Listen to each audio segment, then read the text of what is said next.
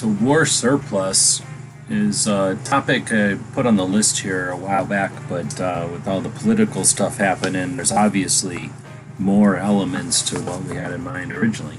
So wars are unfortunately a fact of humanity and have happened throughout time. And in the era of firearms being a part of warfare, there have been firearms as relics and as battlefield trophies and as commemoratives since the beginning.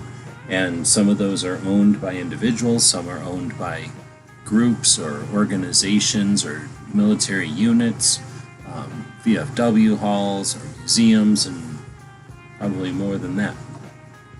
They give us a physical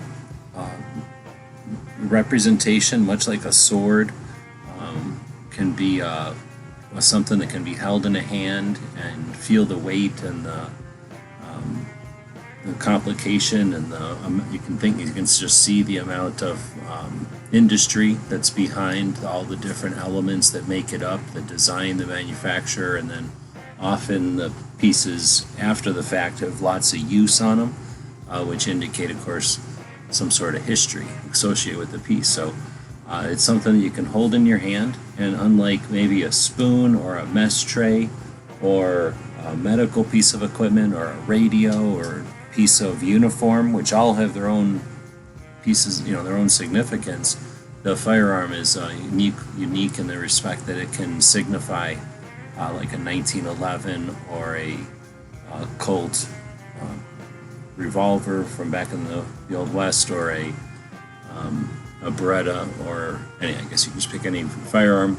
You can signify an era or a campaign, and often since we're talking war surplus, we're talking military surplus, we're talking recycled, reclaimed from military inventories when those go when those get sold as surplus or sold to the secondary market. So you're basically recycling something that was made in mass production for, of course, war, but then after the war, those things are either melted down or destroyed or left behind or repurposed. In this case, we're, of all the different results that can happen or things that can happen to a firearm, those that remain as war surplus or surplus guns, again, are significant. They are the history that they carry with them. Most of them, since most of history is warfare with firearms that are not fully automatic, there's very few limitations on them, so there are also quite a few of them still around. They haven't been removed from circulation by arbitrary legislation in most states, and certainly not federally. So in that respect, they're also obtainable, so they're not like something that's only ever seen behind glass or through a camera or on a screen or something. So I kind of went on and on about this one. There's a lot of different ways to think about war surplus, or how guns are war surplus and the significance of that, but that's the whole point of this, to instigate some conversations, to start some discussion about the topic. So let us know in the comments. Create a conversation about one of these on another platform or in a live chat or something out there. Let us know what you think. Thanks for watching.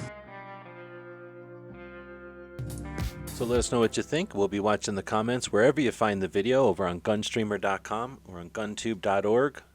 Thank you for supporting our projects. If you'd like to buy us a cup of coffee, check out our Patreon channel.